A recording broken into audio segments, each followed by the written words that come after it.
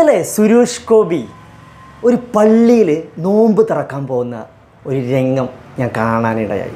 സത്യം പറഞ്ഞാൽ എന്നെ ഒരുപാട് സന്തോഷിപ്പിച്ചൊരു രംഗമായിരുന്നു അത്. യഥാർത്ഥത്തിൽ സുരേഷ് ഗോപി ആ പള്ളിയിൽ പോയിട്ട് നോമ്പ് തുറക്കാൻ പോയി എന്നതിലുള്ളതല്ല എന്നെ സന്തോഷിപ്പിച്ചത്. അവിടെ ഏറ്റവും കൂടുതൽ എന്നെ സന്തോഷിപ്പിച്ചത് അവിടെയുള്ള ജനങ്ങൾ അദ്ദേഹത്തെ സ്വീകരിച്ചതാണ്. മുസ്ലിം സമുദായത്തിലുള്ള ജനങ്ങൾ അവരെ സ്വീകരിച്ചതാണ്. സുരേഷ് ഗോപിയെ സംബന്ധിച്ചിടത്തോളം ഒരു ഇലക്ഷൻ ആയതുകൊണ്ട് വോട്ട് ചോദിക്കുക എന്നുള്ളത് തന്ത്രം മാത്രമേ ഉള്ളായിരിക്കാം ഒരു പക്ഷേ. കാരണം എന്താണെന്ന് വെച്ചാൽ ഇത്രയും കാലങ്ങളായിട്ട് ഒരുപാട് പ്രാവശ്യം അവിടെ കഴിഞ്ഞ പ്രാവശ്യം സുരേഷ് ഗോപി ഇലക്ഷനിൽ മത്സരിച്ചിട്ടുണ്ടായിരിക്കാം. അതേപോലെ തന്നെ ഒരുപാട് പ്രാവശ്യം അവിടെ നോമ്പ് തുറയും കാര്യങ്ങളും ഇതൊക്കെ നടക്കുന്നതല്ലേ പല പള്ളികളിലും.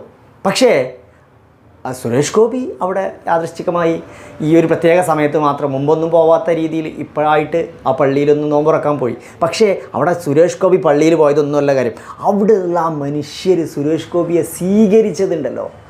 അവിടെ രാഷ്ട്രീയമോ മതമോ ഒന്നും നോക്കാതെ ആ മനുഷ്യർ ആ സുരേഷ് ഗോപിയെ സ്വീകരിച്ച നമ്മുടെ മതസൗഹാർദ്ദത്തിൻ്റെ ഒരു ഇതുണ്ടല്ലോ. വരുന്നത് ഏത് തരത്തിലുള്ള മനുഷ്യനാണോ എന്നുള്ളതൊന്നുമല്ല, ഏത് രാഷ്ട്രീയക്കാരനാണോ ഏത് മതവിഭാഗത്തിൽപ്പെട്ടവനാണോ എന്നുള്ളതൊന്നുമല്ല. യഥാർത്ഥത്തിൽ ഇതാണ് യഥാർത്ഥ ഇസ്ലാമിൻ്റെ തിയറി. അത് പലപ്പോഴും പല ശത്രുക്കളിൽ നിന്നും നമുക്കൊരിക്കലും അത് മനസ്സിലാക്കാൻ കഴിയാറില്ല.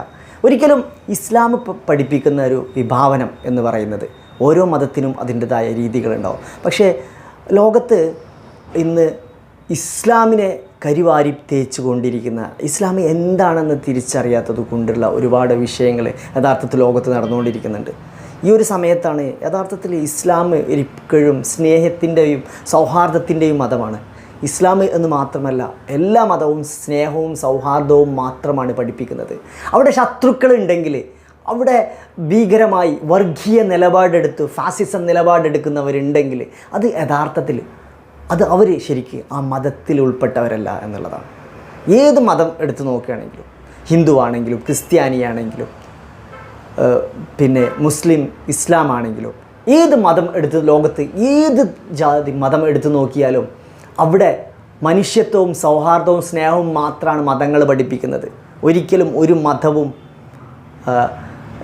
മറ്റൊരു മനുഷ്യനെ കൊല്ലാനോ ഒന്നും പഠിപ്പിക്കുന്നില്ല. പക്ഷേ എന്നിരുന്നാലും ഈ പള്ളിയിൽ സുരേഷ് ഗോപിയെ സ്വീകരിച്ച ആ രംഗം ഒന്ന് കാണേണ്ടത് തന്നെയാണ്. ആ മനുഷ്യർ അദ്ദേഹത്തെ സ്വീകരിച്ച്, കാരണം അതായിരിക്കണം ഓരോ മതവും, ഓരോ മതത്തിൻ്റെ രീതിയും അതായിരിക്കണം.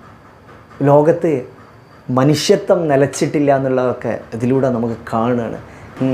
ഈ സമയത്തും അവർ സ്വീകരിച്ച ഒരു രീതി ഭയങ്കരമായിട്ടുണ്ടായിരുന്നു.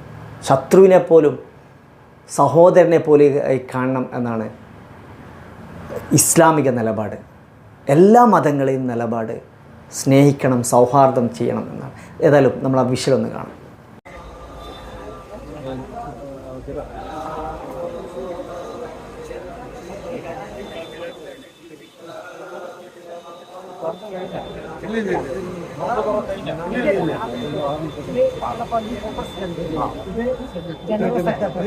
Joint secretary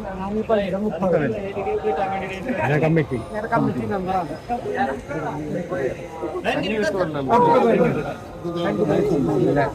ജീരകഞ്ഞിയല്ലേ? ജീരകഞ്ഞി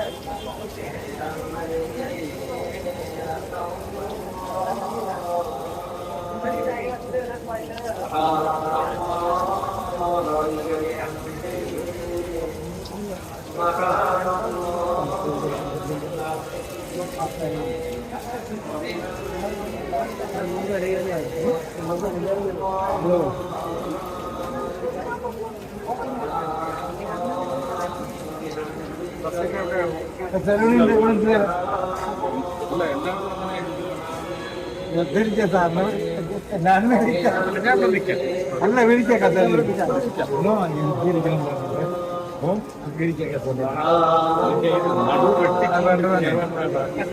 ഇവിടെ കഥ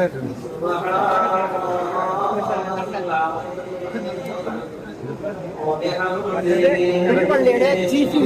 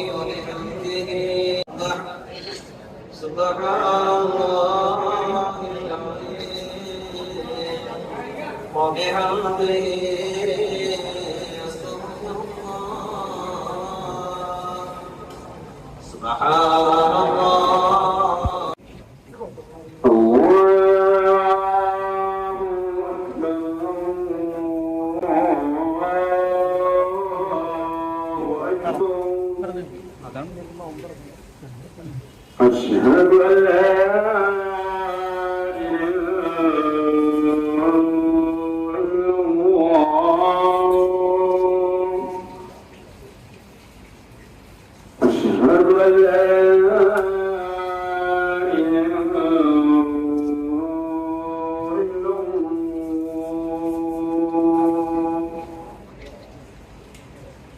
أشهد أن محمدا رسول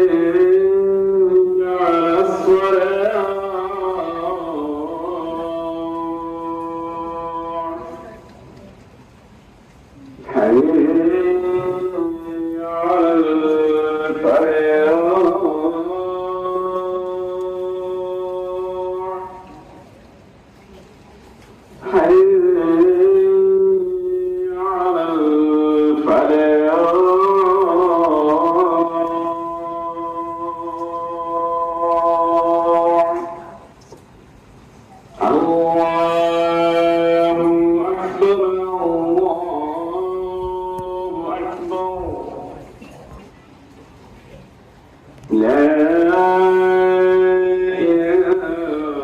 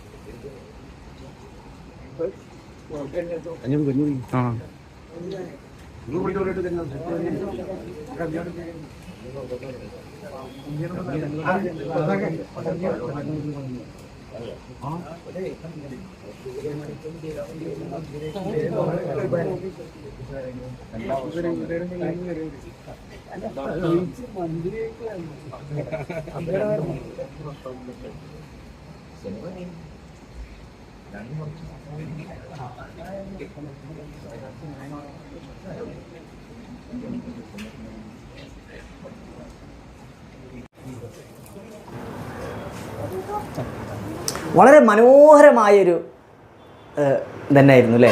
അവിടെ ഓരോ നിമിഷവും അവർ ആ മനുഷ്യനെ സ്വീകരിക്കുന്ന ഒരു രീതി കണ്ടോ, എത്ര മനോഹരമായാണ്, എത്ര മനോഹരമായിക്കൊണ്ടാണ് അവിടെ യാതൊരു മറ്റ് ചിന്തകളോ യാതൊരു ചിന്തകളും ഇല്ലാതെ. ഇതാണ് നമ്മുടെ ഇന്ത്യ വിഭാവനം ചെയ്യുന്ന മതേതരത്വം. ഫാസിസം പല രീതിയിലേക്ക് പോകുമ്പോഴും മതേതരത്വം ഇതാണെന്ന് കാണിച്ചു കൊടുക്കുകയാണ് ആ മനുഷ്യർ, ആ പള്ളിയിലെ ഓരോ മനുഷ്യരും. പക്ഷേ ആ സ്നേഹം കണ്ടിട്ട് സുരേഷ് ഗോപിക്ക് വളരെയധികം മനസ്സലിയാണ് അവസാന ഘട്ടത്തിലൊക്കെ, ആ വീഡിയോൻ്റെ അവസാനത്തിലൊക്കെ. കാരണം അവരാ ഒരു സ്വീകരിച്ച ആ രീതിയൊക്കെ വളരെ മനോഹരമായ രീതി തന്നെ ആയിരുന്നു. ഓക്കെ, നമ്മൾ ഏതായാലും വരും കാല ഇലക്ഷനിലൊക്കെ നല്ലൊരു സമൂഹ അന്തരീക്ഷം ഉണ്ടാവട്ടെ എന്നാണ് ഞാൻ ആഗ്രഹിക്കുന്നത്. നമ്മുടെ രാജ്യം നല്ല പഴയ മതേതരത്വം തിരിച്ചു വരണം, രാജ്യത്ത് സമാധാനം ഉണ്ടാവണം. ഭരിക്കുന്ന പാർട്ടി ഏത് തന്നെ ആയാലും ലോകത്ത് മതേതരത്വം, ഇന്ത്യയിൽ മതേതരത്വം തിരിച്ചു വരണം, ഇന്ത്യയിൽ മനുഷ്യത്വം തിരിച്ചു വരണം. കാരണം മനുഷ്യത്വമില്ലാത്ത സാഹചര്യങ്ങളിലൂടെയാണ് ഇന്ത്യ കടന്നു പോകുന്നത്. ഈ സാഹചര്യങ്ങളിൽ ഉത്തരേന്ത്യയിൽ മേഖലയിലൊക്കെ ഒരുപാട് വളരെ പ്രയാസഘട്ടത്തിലൂടെയാണ് കടന്നു പോകുന്നത് ഓരോ മനുഷ്യരും. അപ്പം എന്ത് തന്നെ ആയാലും അടുത്ത ലോക്സഭാ ഇലക്ഷനിലൂടെ ഒരു വലിയ മാറ്റം സൃഷ്ടിക്കുമെന്ന് തോന്നുന്നു. ലോകത്ത് ഇന്ത്യയിൽ ഏത് പാർട്ടി ഭരിച്ചാലും മാനുഷിക മൂല്യങ്ങൾ ആര് മുറുകെ പിടിക്കുന്നോ അതാണ് യഥാർത്ഥ്യം.